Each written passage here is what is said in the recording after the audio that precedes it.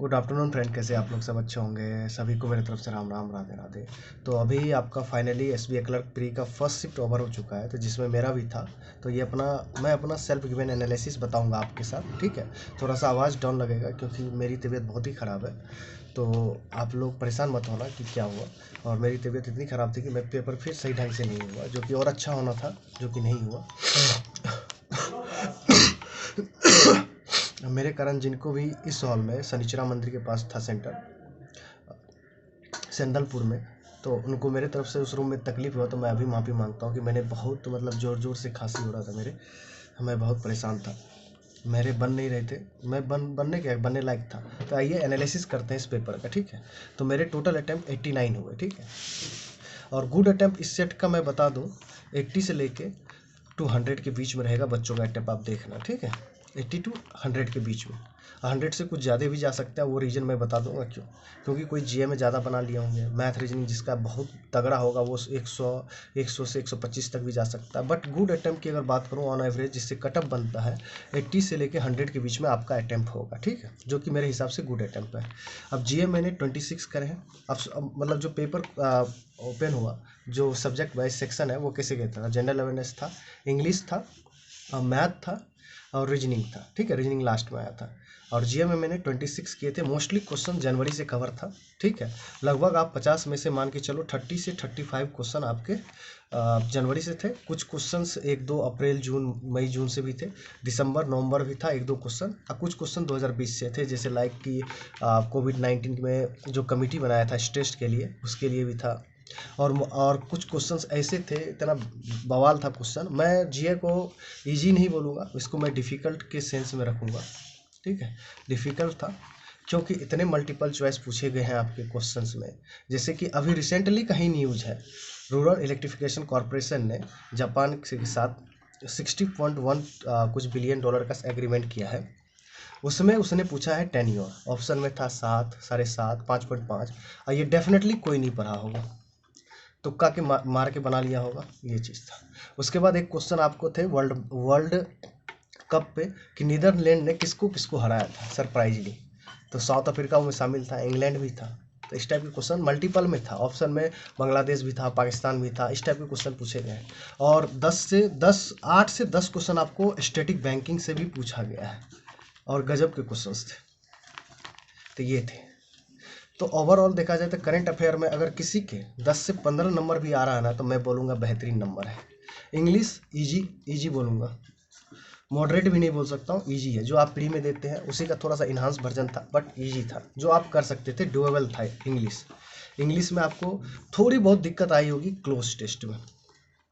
क्यों cloze test में? क्योंकि इसमें मल्टीपल चॉइस फिलर भरना था। क्लोज टेस्ट में भरने वाला जो 1 होता है, 2 होता है, 3, ये 3 ऑप्शन था, और वो सिर्फ ग्रामेटिकल बेस्ड पे चल रहा था।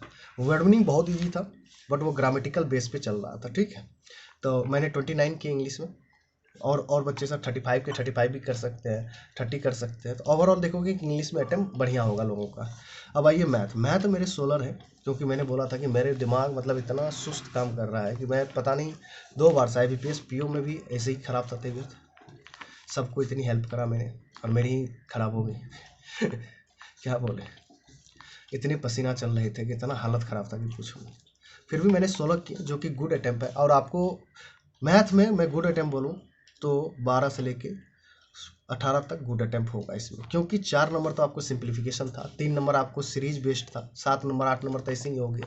1-2 उसके बाद था क्वांटिटी वन से बनाते तो वो भी बन जाता, आराम से इजीली बन जाता, जो कि करने लायक था। हाँ, एक DI था जो बनने वाला, एक्स था, वाई था, जिसके 30% निकला था। एक्स का अब 48 निकला था वैल्यू, ठीक है। टोटल वैल्यू 4800 निकला था।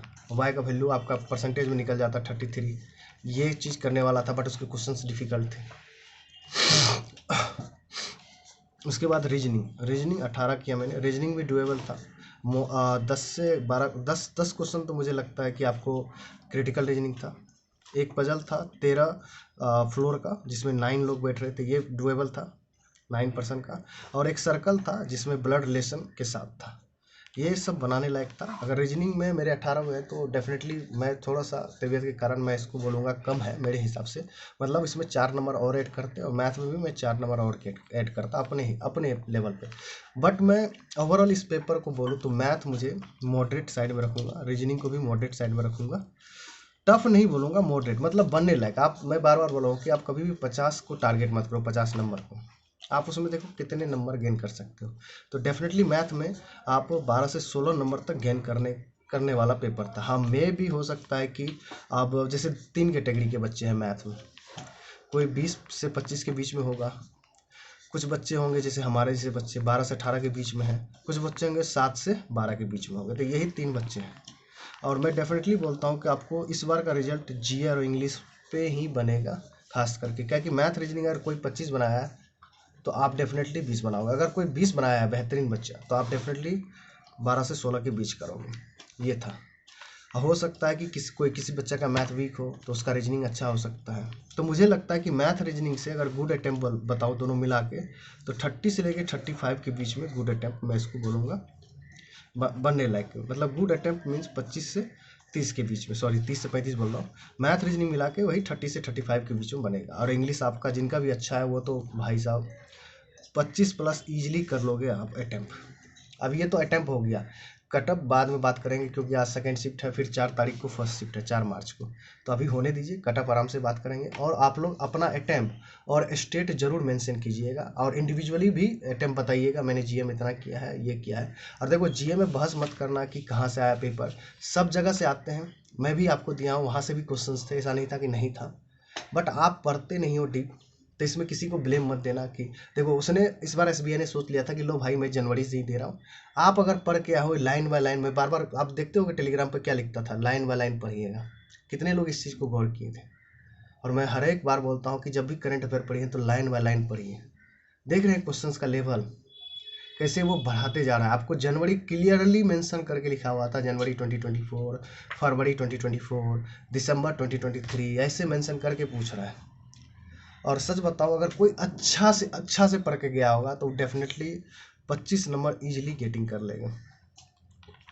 बट वही है, 3 शिफ्ट में है, नॉर्मलाइजेशन बाप ऑफ लेवल होगा, खतरनाक नॉर्मलाइजेशन होने वाला है। तो आप लोग कटअप के लिए परेशान मत होइए। जिनके भी लगता है कि मेरे अच्छा अटैम्प्ट नहीं है, 80 के 100 के बीच में नहीं हूँ, तो आप लोग गलत सोच रहे हैं। मैं बार बार बोल रहा हूँ कि 80 से 100 के बीच में गुड अटैम्प्ट बहुत बेहतरीन अटैम्प्ट है। ये गुड अटैम्प्ट है, किसी के पीछे मत भागिए गुड अटैम्प्ट के, यार 90 बना लिया, 93 बना लिया। हर एक स्टेट में अलग अलग बच्चा अटैम्प्ट कर रहे होंगे, बिहार का कुछ बच्चा अलग अटैम्प्ट कर रहे होंगे, यूपी का कुछ अलग होगा, तो ये डिफरेंट होगा ना कट ऑफ डिसाइड करने के। इसलिए मैंने बोला कि जब आप कमेंट कीजिएगा तो अपना स्टेट जरूर मेंशन कीजिए, ठीक है। वीडियो पसंद आए लाइक कीजिएगा। और मेरा मतलब बैंकिंग से इतना मेहनत करने के बावजूद भी इतना मैं आप लोगों को इतना दिन से वीडियो भी शेयर कर रहा हूँ, आपके साथ करंट अफेयर भी शेयर कर रहा हूँ, बैंकिंग में इंटरव्यू भी लिया बच्चों लोगों, और जाके एक दिन एग्जाम से पहले क्या होता है, तबीयत खराब हो जाता है।